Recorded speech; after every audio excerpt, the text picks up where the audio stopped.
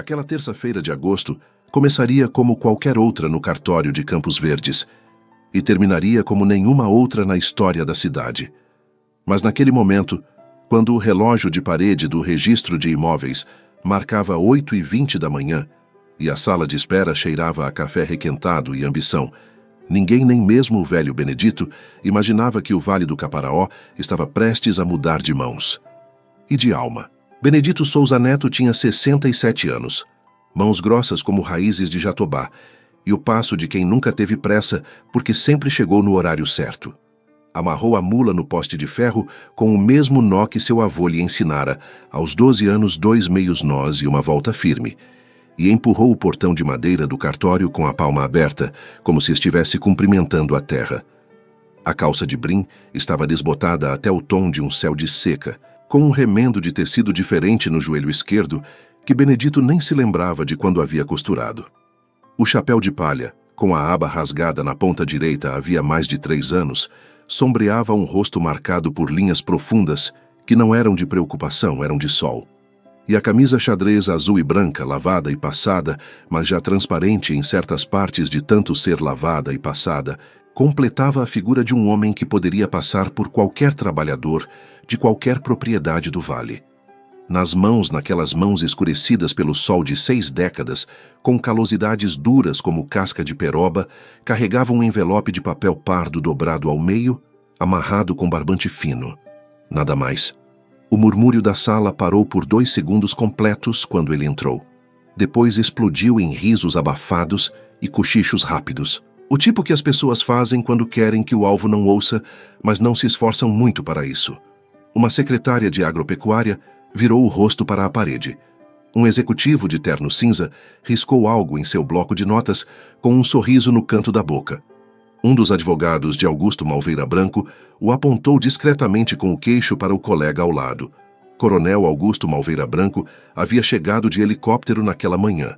Não de carro, não de caminhonete. De helicóptero pousado no campo de futebol ao lado do cartório às 8 horas em ponto, como um homem que não tem tempo a perder com estradas. 54 anos, dono de 3 fazendas no Cerrado, sócio majoritário em 2 frigoríficos e presidente do Sindicato Rural da região há 11 anos ininterruptos. Seu terno bege de linho italiano importado, alfaiatado, usado apenas em ocasiões que ele considerava dignas de sua presença, custava mais de R$8.000. O Patek Philippe dourado no pulso valia mais que o carro do próprio tabelião. Augusto era o tipo de homem que não precisava erguer a voz para que todos obedecessem. A geometria de sua presença já fazia isso. Seus ombros ocupavam o espaço de uma forma que parecia deliberada. Seu olhar varrendo a sala funcionava como uma varredura de posse, catalogando quem pertencia e quem não pertencia àquele ambiente. Tinha 3 advogados ao lado do Dr. Heitor à direita, sempre, desde 2011, 2 assessores atrás e o prefeito Délcio Sambrano sentado à sua direita, com a postura de quem foi convidado para uma honraria e não para uma reunião. O acordo havia sido selado na quinta-feira anterior, numa conversa de 20 minutos no escritório de Augusto. Nenhum dos outros interessados subiria o lance além de 16,5. Era um acordo de cavalheiros, do tipo que funciona quando todos têm medo do mesmo homem. Quando Benedito se sentou na cadeira de plástico branco ao fundo da sala, a única que sobrou, encostada na parede de reboco descascado, Augusto o notou de canto de olho e se inclinou para Dr. Heitor com um sussurro que todos os que estavam a 1 metro de distância ouviram perfeitamente. Quem deixou entrar esse sitiante de mula? Dr. Heitor não respondeu, apenas sorriu. Benedito tirou o chapéu, colocou-o cuidadosamente sobre o joelho e esperou. O tabelião, Dr. Ramiro Queiroz, era um homem de 52 anos que havia passado 28 deles naquele cartório, aprendendo que a lei era a lei, mas o poder era o poder, e que na prática os dois raramente chegavam ao mesmo lugar ao mesmo tempo. Ele abriu os trabalhos com a frase protocolar, ajustou os óculos e anunciou as condições do leilão público das 200 hectares do Vale do Caparaó, avaliadas em base de R$12 milhões. Cada lance deveria subir no mínimo R$200 mil. Pagamento à vista, escritura a ser lavrada na tarde do mesmo dia. Os lances começaram. 12, 12 e 200, 13, 14. O Fundo de Investimento de São Paulo, representado por 2 executivos de gravata afrouxada, que haviam chegado de avião comercial, foi até 15,5 e então um deles fez um gesto discreto para o colega e ambos anotaram algo e pararam. Os 2 fazendeiros de Minas Gerais resistiram até 16,200 antes de um deles empurrar a cadeira para trás, com um range de madeira no piso de cimento e soltar um não baixo mais definitivo. Restavam Augusto e 2 interessados locais, Antônio Preto, dono de uma fazenda de 1.000 hectares a 20 quilômetros dali, e os irmãos Brandão, que haviam juntado capital de 3 famílias para participar do leilão. Augusto foi a 16,800. Antônio Preto olhou para o coronel e recuou. Os irmãos Brandão trocaram um olhar que durou 3 segundos, o tempo exato, para que entendessem que não havia caminho, e pararam em 16,600. Foi quando Benedito levantou a mão. 17 milhões. A voz saiu firme, baixa, sem hesitação, com os olhos fixos no tabelião como se mais ninguém existisse na sala. O silêncio que se seguiu tinha textura. Era denso, pesado, sufocante como o ar antes de temporal. Augusto virou o pescoço devagar, com a lentidão calculada de uma cobra, identificando a presa antes de decidir se vai atacar ou simplesmente olhar com desprezo. Os olhos dele, pequenos e habituados a calcular valor e procedência em frações de segundo, varreram Benedito de baixo para cima as botas gastas, a calça remendada, o chapéu no joelho, o envelope de papel pardo, e então Augusto soltou um sorriso largo, generoso, o tipo que antecede a humilhação. Velho, a palavra caiu no ar como uma pedra em poça rasa. Você sabe quanto é 17 milhões? Isso é mais do que sua família juntou desde que desceu do navio. As risadas vieram rápidas, confortáveis, de pessoas acostumadas a rir quando Augusto ria. O prefeito Délcio colocou a mão na boca, não para esconder o riso, mas para dar uma aparência de que estava tentando contê-lo, o que era ainda pior. Doutor, Heitor sorriu com os lábios fechados, o tipo de sorriso que não compromete, mas participa.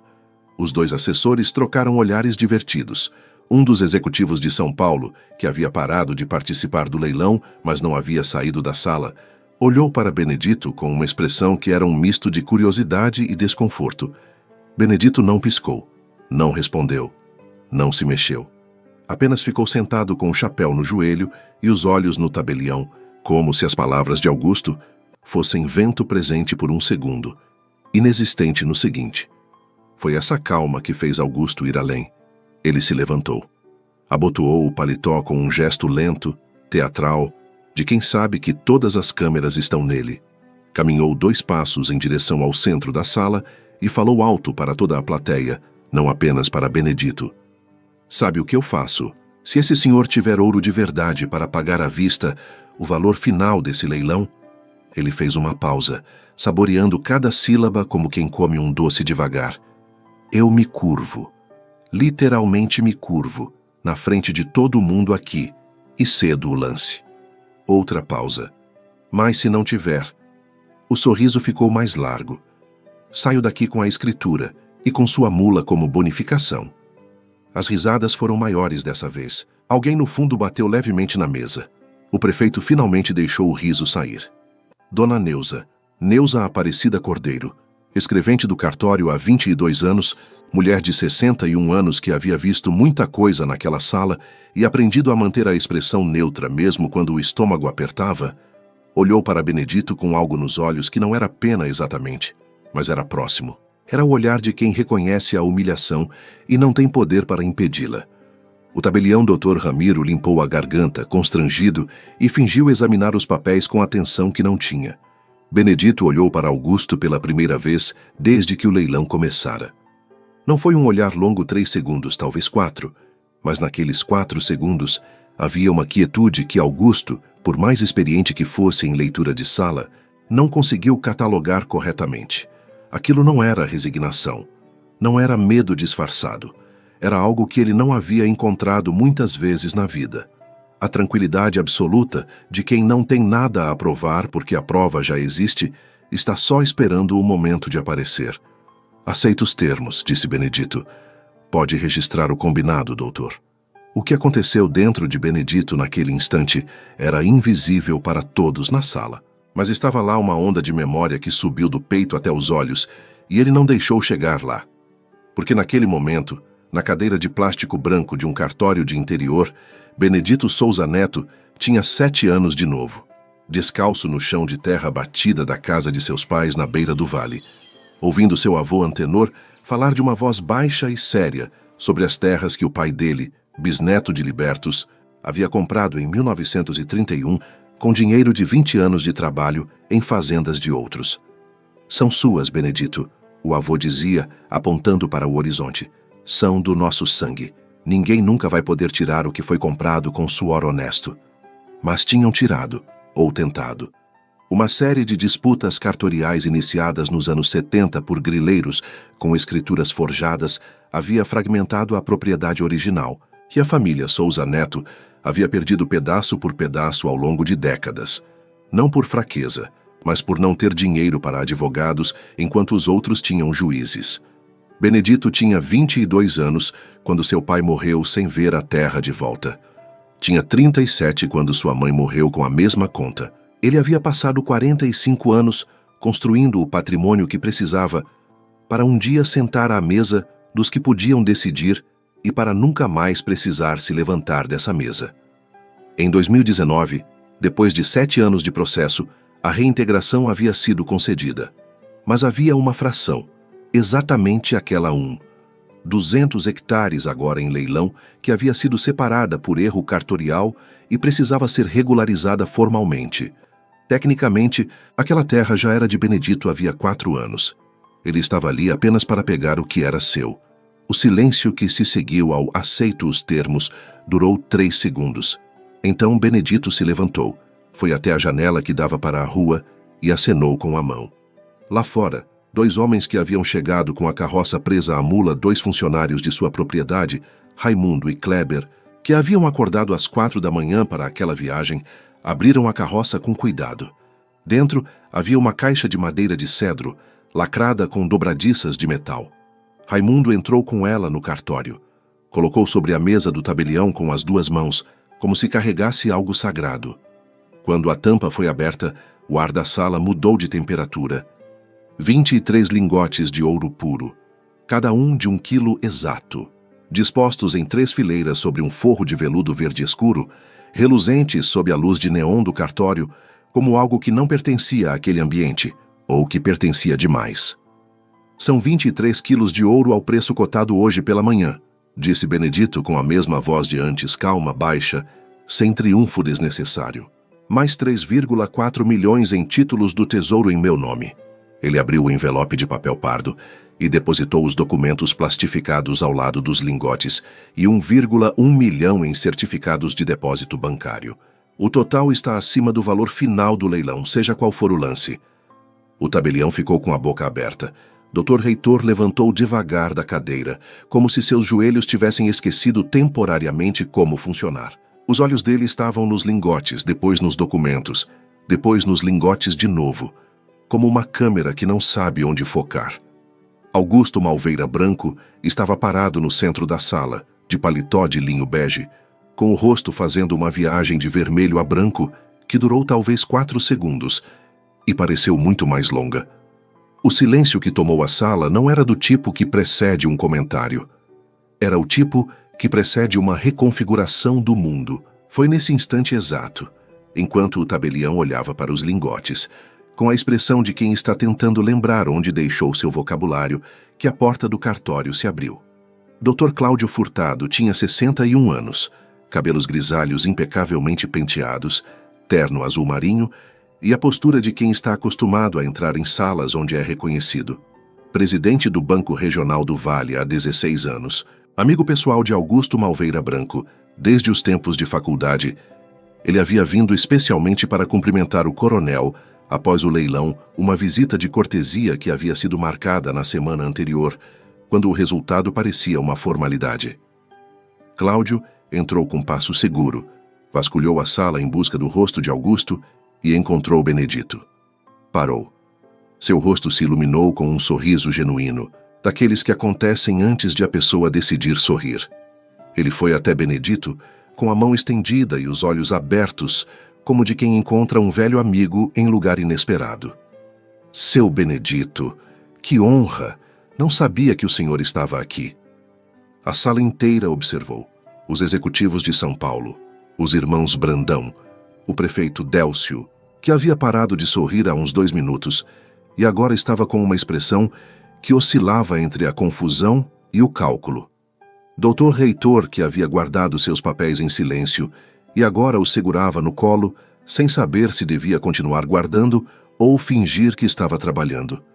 Cláudio se virou para a sala, completamente alheio ao clima que havia precedido sua entrada, e disse com a naturalidade de quem faz uma apresentação social trivial: Senhores, estão diante de um dos maiores proprietários rurais silenciosos do Brasil. Seu Benedito Souza Neto possui, em diferentes estados, mais de 14.000 hectares de terra produtiva, além de participação em 2 frigoríficos e uma exportadora de grãos com operações em 3 países. Seu patrimônio consolidado supera os 140 milhões de reais. O prefeito Délcio abriu a boca. Fechou. Dor. Reitor colocou os papéis sobre a mesa com um gesto lento e definitivo, como quem encerra uma fase.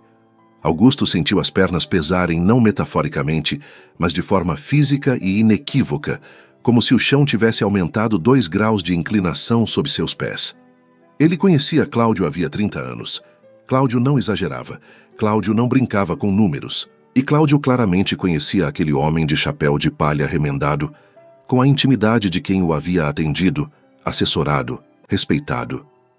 Um dos assessores de Augusto se afastou imperceptivelmente para o lado, como se a proximidade física pudesse criar algum tipo de responsabilidade solidária que ele preferia evitar. Dona Neuza, que ainda estava sentada à sua mesa com uma caneta na mão que havia parado de se mover há uns 3 minutos, sentiu algo se soltar no peito, não alegria ainda, mas um relaxamento de tensão que havia sido acumulada ao longo da manhã, a tensão de presenciar uma injustiça sem ter poder de impedi-la. Mas o tabelião Dr. Ramiro, que havia pego os documentos plastificados depositados por Benedito e os estava examinando com atenção cada vez maior, levantou os olhos de repente. Seu Benedito. A voz saiu mais alta do que ele pretendia, e ele a corrigiu. Seu Benedito, esse é o registro de propriedade original do Vale do Caparaó, o registro de 1931. Benedito assentiu uma única vez, devagar. O tabelião olhou de novo para o documento, olhou para Benedito, olhou para o documento. Esse registro, com as anotações de reintegração de 2019. Ele fez uma pausa. Isso significa que a fração em leilão hoje está incluída na sentença de reintegração de posse.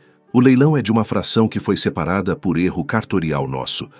Benedito disse, com a mesma voz calma de sempre. Meu avô Antenor comprou essa terra em 1931. Foi reintegrada em disputa judicial em 2019, após 7 anos de processo. Esse leilão hoje é de uma fração que foi separada por erro cartorial. Tecnicamente, o restante das 200 hectares já me pertence há 4 anos. Estou aqui apenas para regularizar o que é meu. A sala ficou completamente em silêncio.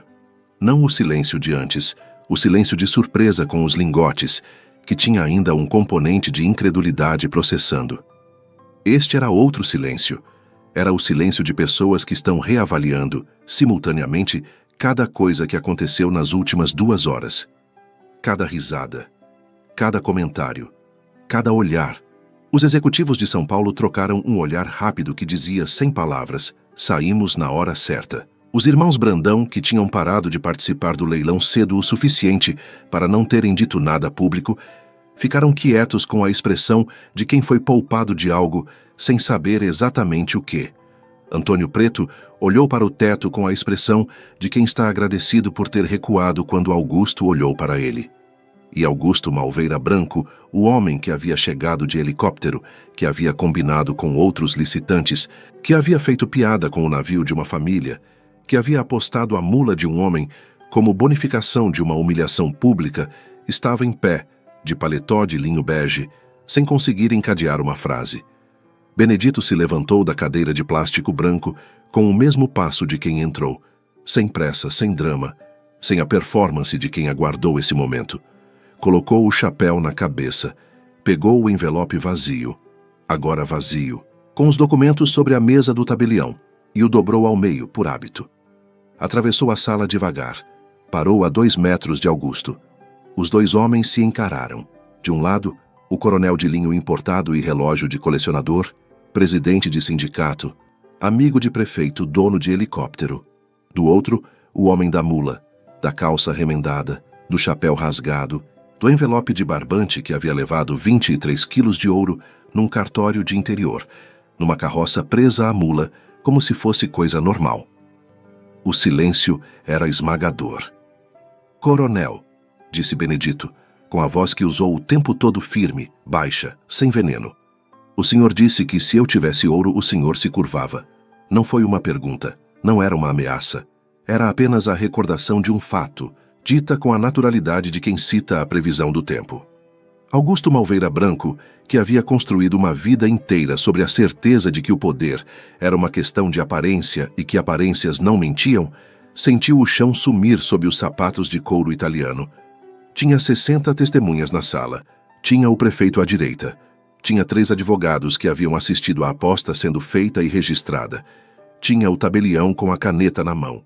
Tinha Dona Neuza, que havia pedido que o combinado fosse registrado e que agora observava com os olhos brilhantes. Augusto engoliu em seco. E então, diante de advogados, executivos, assessores, fazendeiros de Minas, executivos de São Paulo, do prefeito Délcio Sambrano, que havia sorrido para a piada, de Dona Neuza, que havia olhado com pena, de Raimundo e Kleber, que estavam perto da porta com os braços cruzados, Augusto Malveira Branco fez algo que jamais havia feito em 54 anos de vida. Inclinou o corpo para a frente. Não foi uma reverência elaborada. Foi curta, envergonhada, tensa. O gesto de um homem que está cumprindo uma palavra porque as alternativas são piores, mas que sente cada milímetro da inclinação como uma queimadura. Durou 2 segundos. Pareceu muito mais. Benedito observou, sem triunfo, sem sorriso, sem a satisfação visível que a situação pareceria justificar. Então fez algo que ninguém esperava. Deu um passo à frente e tocou levemente o ombro de Augusto com a palma da mão, um gesto breve, quase paterno, de quem não quer que o outro se levante com dificuldade. "Não precisa", disse Benedito em voz baixa, mas audível para todos na sala. "Guarde sua dignidade." Uma pausa de 2 segundos. "A minha, ninguém nunca tirou." Dona Neuza cobriu a boca com a mão. Um dos executivos de São Paulo, o mais jovem, de cerca de 30 anos, que havia ficado parado perto da parede desde o início, precisou olhar para o lado, porque seus olhos estavam fazendo coisas que ele preferia que os outros não vissem. O prefeito Délcio Sambrano estava sentado com as mãos no colo, e a expressão de quem está calculando quantos minutos precisa esperar para sair da sala sem parecer que está fugindo. Augusto se endireitou. Não disse nada. O que havia para dizer havia se dissolvido com o gesto de Benedito, que havia retirado de Augusto até o prazer da hostilidade como resposta. Dr. Cláudio Furtado, que havia percebido gradualmente o que havia acontecido antes de sua chegada, ficou em silêncio por um longo momento. Então se virou para o tabelião. "Dr. Ramiro, preciso fazer uma declaração formal sobre o acordo de licitantes que foi mencionado em conversa que presenciei ao chegar. Vou precisar de um documento para protocolar no Ministério Público." Dr. Heitor fechou a pasta. Não disse nada, mas ficou. O tabelião assinou os documentos de transferência às 11h43 da manhã. Benedito assinou embaixo com a mesma caneta esferográfica que o tabelião lhe ofereceu sem cerimônia, sem discurso, como se fosse a 50ª escritura que assinava, o que provavelmente era próximo da realidade. A mula estava esperando do lado de fora, no poste de ferro, com a paciência específica das criaturas que não têm pressa porque nunca tiveram escolha. Benedito saiu do cartório às 12h15 da tarde, carregando a escritura dentro do mesmo envelope de papel pardo, agora amarrado com o mesmo barbante. Subia na carroça quando Dona Neuza saiu correndo pela porta, com a bolsa no braço e ainda de avental. "Seu Benedito, espera." Ele esperou. Dona Neuza parou diante dele um pouco ofegante, 61 anos, sapato de salto baixo, 22 anos de cartório nas costas. Olhou para ele por um momento, sem saber exatamente o que ia dizer. Então disse a coisa mais honesta. O senhor foi muito generoso, mais do que precisava ser. Benedito a olhou com atenção, o tipo de atenção que faz a pessoa sentir que está sendo realmente vista. A senhora foi a única que olhou para mim com respeito hoje, disse ele.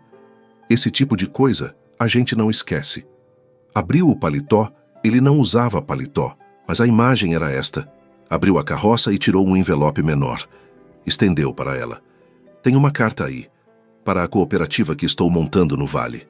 Preciso de alguém que saiba de documentação, de cartório, de como as coisas funcionam de verdade. O salário é 3 vezes o que a senhora ganha aqui. Dona Neuza segurou o envelope com as 2 mãos.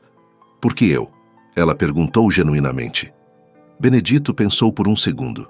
Porque gente boa deveria trabalhar com gente boa. Simples assim. Ele tocou as rédeas da mula com suavidade.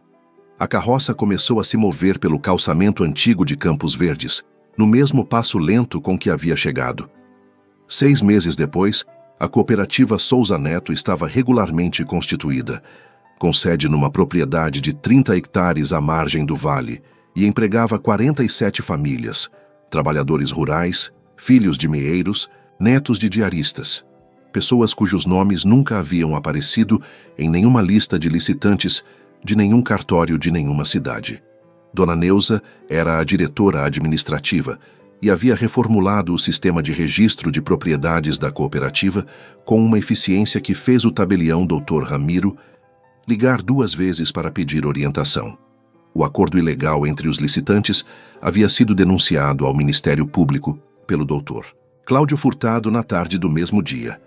Augusto Malveira Branco foi investigado, perdeu a presidência do Sindicato Rural em votação de cassação por 16 votos a 2, e os processos sobre o combinado de lances estavam em fase de instrução. Não houve nota pública de Benedito sobre nada disso. As terras regularizadas se tornaram referência estadual em agricultura familiar sustentável, visitadas por técnicos da Embrapa, estudadas por 2 universidades, apresentadas em congresso em Belo Horizonte, por um pesquisador que nunca chegou a conhecer Benedito pessoalmente, mas havia lido os documentos da reintegração de 2019 e ficado impressionado com a consistência histórica da propriedade. E Benedito continuava chegando às reuniões da cooperativa com a mesma carroça, o mesmo chapéu de palha remendado, as mesmas botas gastas nas biqueiras. Não porque não pudesse comprar outros. A cooperativa prosperava, as exportações cresciam, os números eram bons, mas uma manhã, um rapaz de 18 anos que havia entrado para trabalhar na propriedade há 3 semanas, filho de meeiro, primeiro da família a ter carteira assinada, perguntou sem malícia por que o dono chegava assim na carroça, no chapéu velho, quando havia caminhonetes novas no galpão. Benedito parou o que estava fazendo. Olhou para o rapaz. A terra não liga para a roupa de quem planta, disse ele. Ela floresce igual para todo mundo que trata ela com respeito. Uma pausa. Aprenda isso cedo, e você nunca vai se curvar para ninguém. O rapaz não entendeu completamente naquele momento, mas guardou a frase. E anos depois, quando ele próprio tivesse sua primeira escritura numa mão e um chapéu velho na outra, ia entender tudo. Os verdadeiros vencedores não são os que chegam ao topo, são os que mudam o que significa estar lá.